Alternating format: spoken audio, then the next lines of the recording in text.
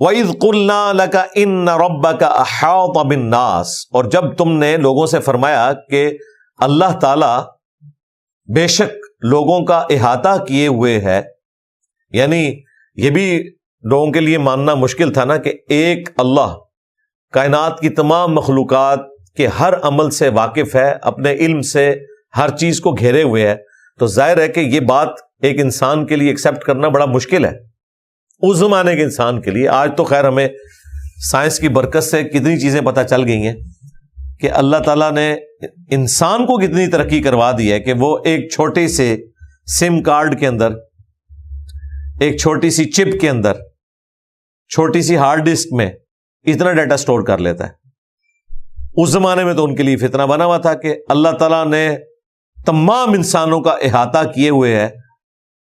وَمَا جَعَلْنَا الرُّؤْيَا الَّتِي أَرَيْنَاكَ إِلَّا فِتْنَةً لِلنَّاسِ، اور ہم نے جو آپ صلی اللہ علیہ وآلہ وسلم کو منظر دکھایا وہ تو فتنہ بن گیا، لوگوں کے لیے آزمائش بن گیا۔ وہ منظر کون سا تھا؟ ویسے رؤیا کا ورڈ عموماً خواب کے لیے بولا جاتا ہے، لیکن ظاہری آنکھوں سے بھی جو منظر دیکھا جاتا ہے اس کے لیے بھی رؤیا کا لفظ بولا جاتا ہے۔ یہاں پہ واقعہ معراج کی طرف اشارہ ہے، اسی کی وجہ سے غامدی صاحب کا یہ موقف ہے کہ جی یہ جو معراج ہے وہ خواب میں کروائی گئی، حالانکہ یہ جو آیت نمبر 60 ہے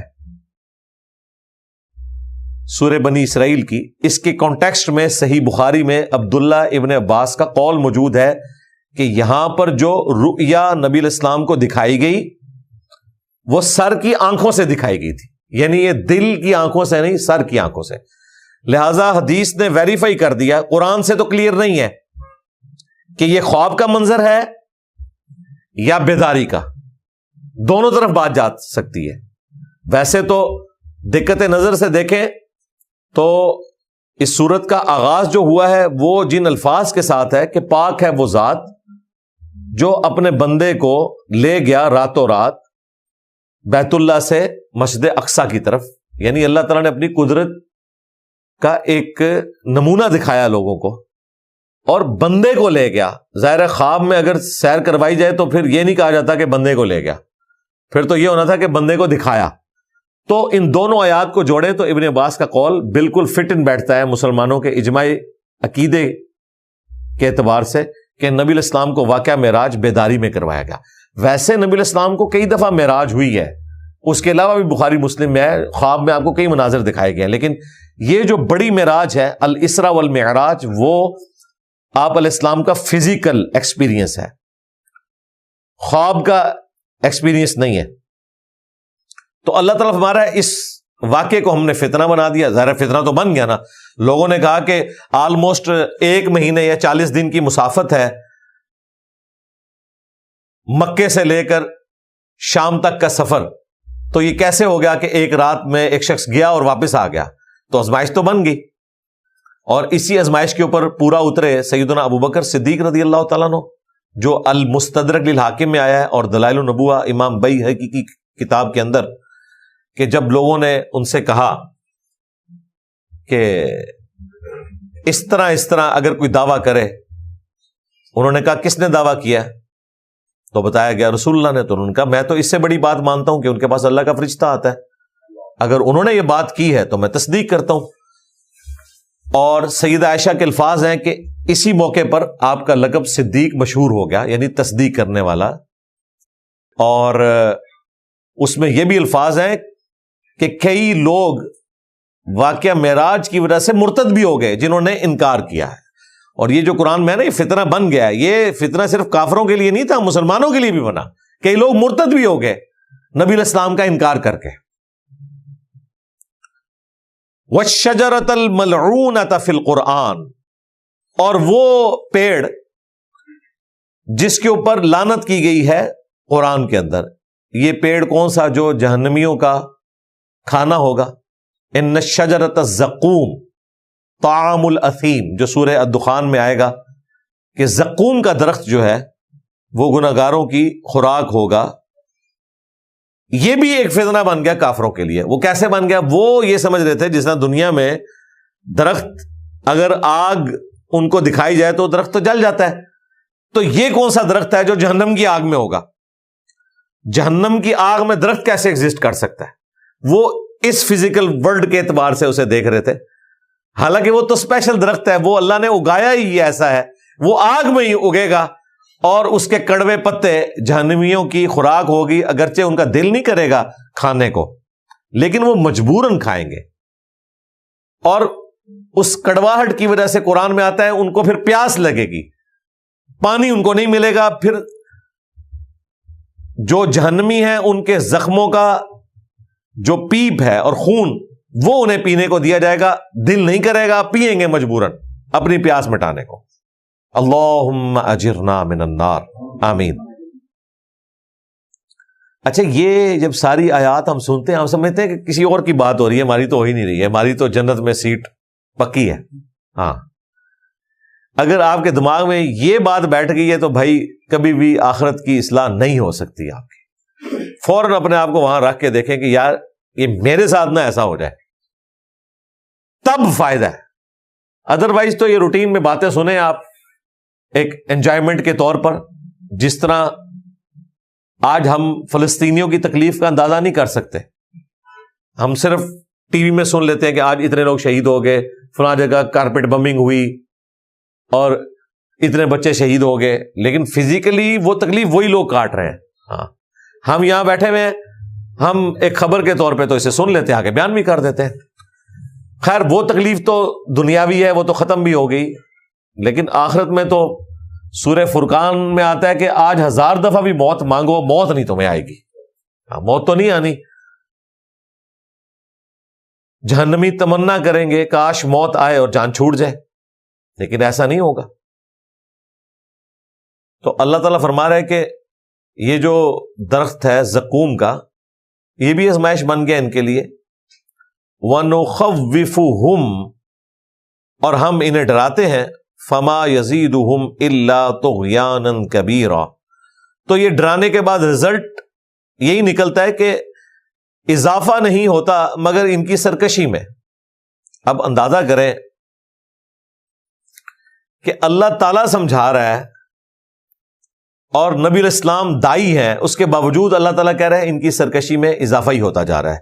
جب جب سمجھایا جاتا ہے ان کی سرکشی میں اضافہ ہوتا ہے. اس میں ہمارے لیے ایک مورل لیسن ہے کہ اگر ہم کسی کو دعوت حق پیش کرتے ہیں اور آگے سے وہ بھدک جاتا ہے یا سچائی کو قبول نہیں کرتا تو کوئی ٹینشن کی بات نہیں ہے، ہمارا فرض ادا ہو گیا. وَتَوَاصَوْا بِالْحَقِّ وَتَوَاصَوْا بِالصَّبْرِ. اللہ تعالیٰ بھی دیکھیں اس چیز کو بیان کر رہے ہیں کہ ہم نے جب جب قرآن میں کسی کو سمجھانے کے لیے کوئی بات کی ہے تب تب ان کی سرکشی میں اضافہ ہی ہوا ہے. کتنی حیران کن بات ہے. ہونا تو چاہیے تھا، یہاں آیت ویسے یہ ہونی چاہیے تھی اگر عام بندے سے پوچھا جائے کہ اللہ نے جب جب سمجھایا بندوں کو صحیح سمجھ آ گئی، لیکن نہیں آ رہی کیونکہ وہ سمجھنا نہیں چاہتے، گمراہی کے اوپر تلے میں. اب میرے بھائیوں، قصہ آدم اور ابلیس کا کچھ حصہ یہاں پر بھی ڈسکس ہو رہا ہے. قرآن میں 7 دفعہ آیا، ان میں سے ایک سورہ بنی اسرائیل بھی ہے.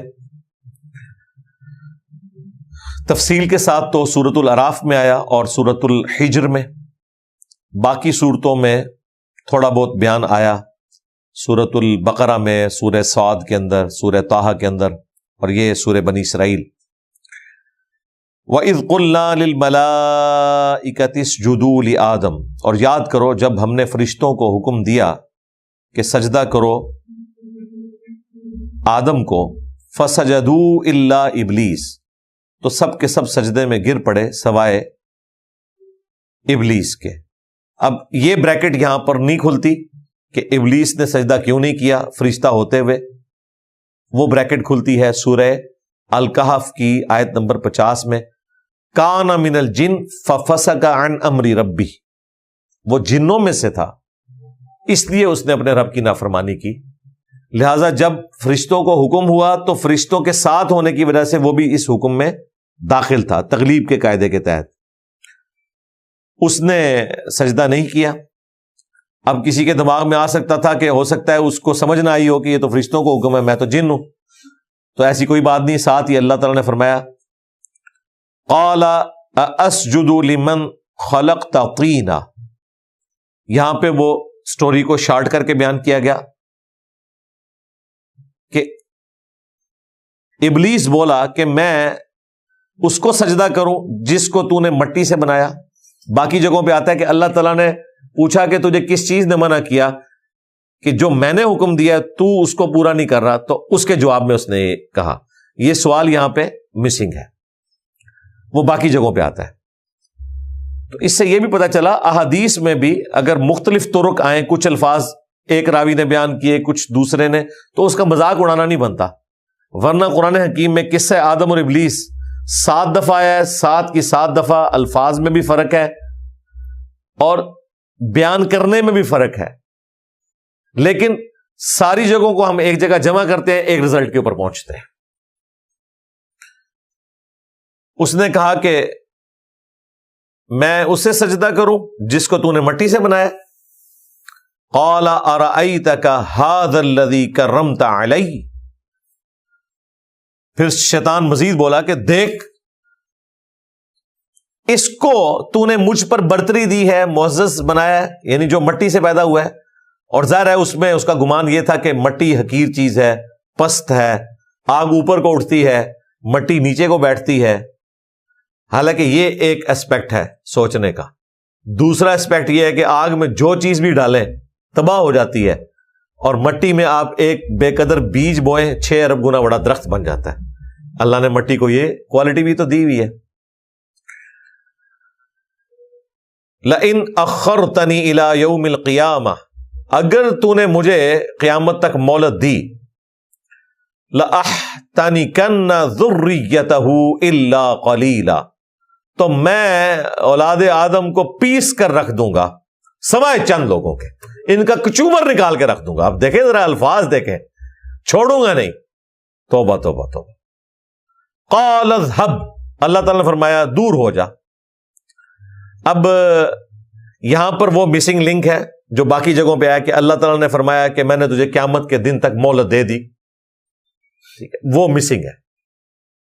فمن تبعک منہم، تو یاد رکھنا جو کوئی بھی تیری پھر اتباع کرے گا، فإن جہنم جزاؤکم جزاء موفورا، تو ایسوں کا بدلہ پھر دوزخ کی آگ ہوگی جو کہ بھرپور بدلہ ہے. بڑی حیران کن بات ہے، دنیا میں اگر کوئی شخص کسی بڑے شخص کو دھمکی لگائے کہ میں تیرے بندوں کو پیس کے رکھ دوں گا، اس کے جواب میں جس کو دھمکی لگائی جا رہی ہو وہ زیادہ طاقتور ہو تو وہ آگے سے کہتا ہے میں دیکھتا ہوں میرے بندوں کو کون ہاتھ لگاتا ہے. یہی ہوتا ہے نا. لیکن اللہ نے ایسا نہیں کیا. اس سے آپ کو اللہ تعالیٰ کی بے پرواہی کا اندازہ ہوا. اللہ کو کوئی پرواہ نہیں ہے کہ پیدا اس نے کیے ہیں اور وہ چل رہے شیطان کے راستے پہ. اللہ تعالیٰ کہتا ہے ٹھیک ہے دفع ہو جاؤ، میں نے کوئی گارنٹی نہیں لی تمہاری.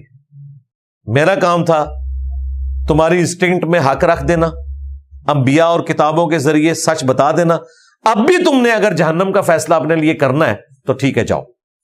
وَلَقَدْ ذَرَأْنَا لِجَهَنَّمَ كَثِيرًا مِنَ الْجِنِّ وَالْإِنسِ، اور بے شک لوگوں کی اکثریت جنوں اور انسانوں میں سے پیدا ہی اس لیے ہوئے ہیں کہ وہ جہنم میں جائیں، وَلِعَوْذُ بِاللَّهِ تعالی. اور وہ اللہ تعالیٰ نے جان بوجھ کے نہیں کیا.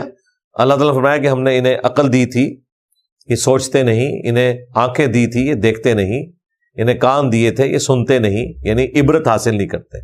اولئک کالانعام بل ہم اضل، یہ چوپایوں کی مانند ہے بلکہ اس سے بھی کہیں گزرے ہیں. وہ ایک الگ چیز. اللہ تعالیٰ کسی پہ ظلم کرنے والا نہیں ہے. اللہ تعالیٰ نے حق واضح کر دیا. اب یہاں پہ بھی دیکھیں اللہ تعالیٰ فرما رہا ہے کہ جو کوئی بھی تیری پیروی کرے گا نا اس کا پھر بدلہ یہی ہے کہ وہ پھر جہنم میں جائے گا اور بھرپور سزا ہے اس کے لیے. اب اس کے ساتھ اللہ تعالیٰ نے پھر کھلی چھٹی دے دی ہے شیطان کو. یہ بڑے حیران کن الفاظ ہے. وَاسْتَفْزِزْ مَنِ اسْتَطَعْتَ مِنْهُمْ بِصَوْتِكَ، اللہ تعالیٰ فرماتا ہے کہ جو تجھ سے ہو سکتا ہے نا پوری طاقت لگا، آواز کے ذریعے انہیں ورغلا. وَأَجْلِبْ عَلَيْهِمْ بِخَيْلِكَ وَرَجِلِكَ، اور ان پر لا چڑھا اپنے سوار بھی اور پیادے بھی. یعنی ایک محاورتاً بات ہو رہی ہے نا، جیسا جنگ ہوتی ہے نا، اس میں کچھ سوار ہوتے ہیں، کچھ پیادے ہوتے ہیں. اللہ تعالیٰ کہہ رہا ہے سارے اپنے شتونگڑے، تیرے سارے چیلے چانٹے، تیری اولاد. ظاہر ہے وہ تو صحیح مسلم میں حدیث ہے کہ ہر انسان کے ساتھ ایک فرشتہ اور ایک شیطان جن اٹیچ ہے. ہر انسان کے ساتھ فرشتہ اسے اچھائی کی طرف بلاتا ہے اور شیطان برائی کی طرف. یہ اللہ نے بیلنس کیا ہوا ہے. صحابہ نے پوچھا یا رسول اللہ آپ کے ساتھ بھی؟ فرمایا میرے ساتھ بھی تھا، لیکن اللہ نے مجھے اس پہ قدرت دی، مطیع کر دیا. اللہ تعالیٰ نے اس کو میرے ساتھ جو شیطان اٹیچ تھا وہ مجھے نیکی کی طرف بلاتا ہے. بس یہ گارنٹی پیغمبروں کے سوا کسی اور کے لیے نہیں ہے. یہ بہت بڑی بات ہے. تو ان پر لا چڑھا اپنے پیادے بھی اور سوار بھی. وَشَارِكْهُمْ فِي الْأَمْوَالِ وَالْأَوْلَادِ، اور شریک ہو جا، ان کا ساتھی بن جا، ان کے مالوں میں بھی اور اولاد میں بھی. وَعِدْهُمْ، اور انہیں خوب وعدے دے.